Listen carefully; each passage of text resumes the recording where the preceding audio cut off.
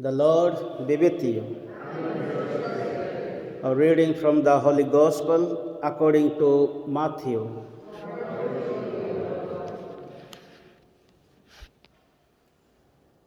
Jesus said to his disciples, "You have learned how it was said, 'You must love your neighbor and hate your enemy.' But I say this to you, love your enemies and pray for those who persecute you. In this way you will be sons of your Father in heaven. For he causes his sun to rise on bad men as well as good, and his rain to fall on honest and dishonest men alike. For if you love those who love you, what right have you to claim any credit? Even the tax collectors do as much, do they not? And if you save your greetings for your brothers, are you doing anything exceptional? Even the pagans do as much, do they not? You must therefore be perfect, just as your heavenly Father is perfect." The Gospel of the Lord.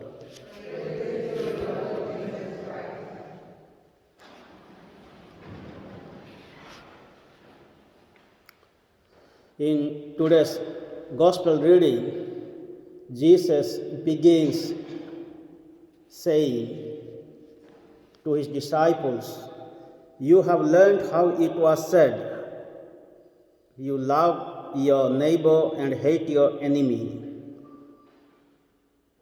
But I say to you, love your enemies and pray for those who persecute you."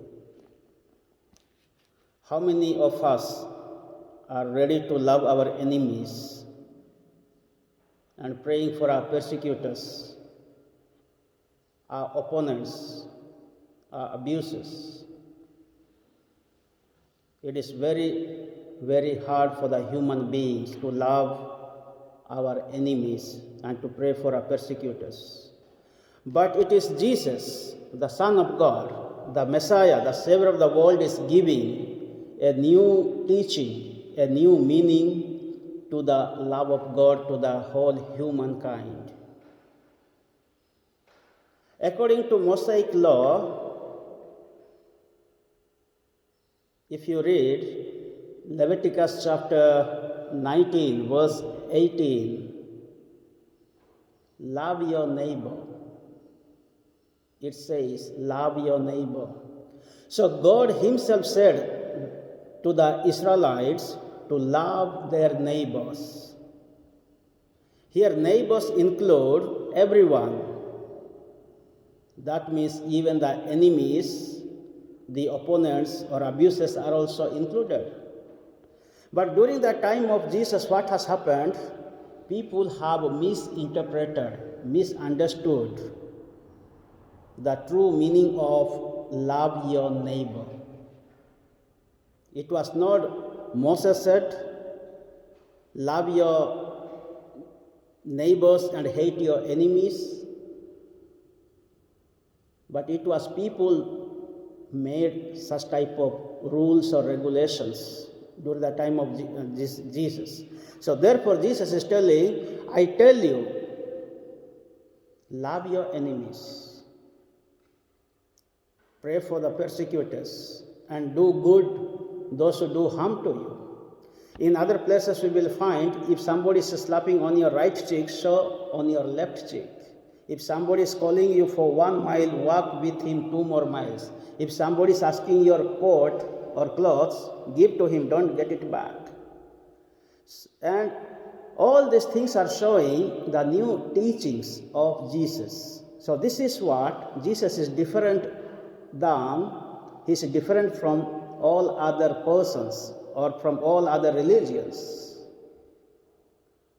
Even on the cross we find Jesus prayed, "Father, they do not know what they are doing, forgive them." So this is the highest spirituality of Jesus we find. And who can forgive? his or her enemies, not the weak person. Only the strong person, that means strong in spirituality. The person, one who experiences God's love, forgiveness, mercy, kindness, compassion, that person can only forgive his enemies or love his enemies or pray for those persecutors. We the Christians, we have to learn from Jesus. If we come to the church, if we have embraced the Christianity, if we have taken the baptism, we have to learn from Jesus.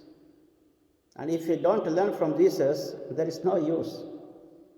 And this is not easy, but it will become easy if we listen to the teachings of Jesus. In our day-to-day lives, we have also experienced so many problems, difficult times. We have so many enemies. The greatest enemies will be maybe our own parents sometime, or our own brothers and sisters, or our own relatives or friends.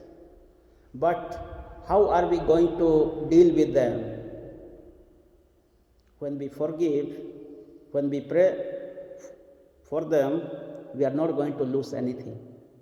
Rather, we become strong in God's love, mercy, compassion, forgiveness. And we are healing ourselves. We will be healed by, when we forgive others, when we pray for others, we will be healed mentally, physically, spiritually.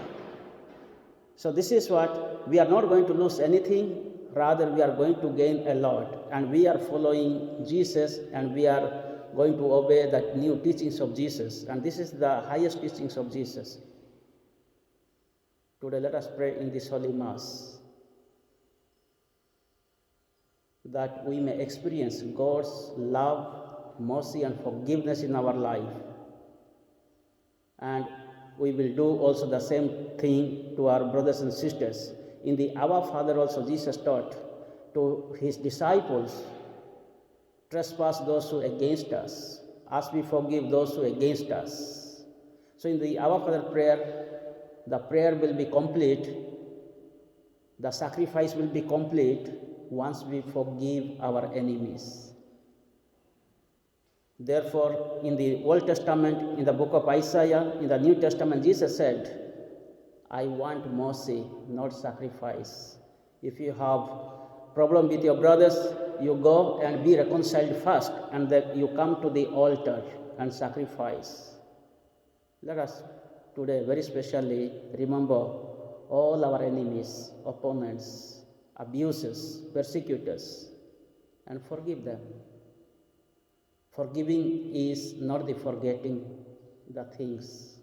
We will never forget if we have undergone some kind of bad or bitter experiences, but let us forgive them. And let us pray for them, that God may bless them and bless us all. We can do 4 things for our enemies today. We can love them, we can bless them, we can do good to them, and we can pray for them. May the good Lord continue to bless us, bless our families.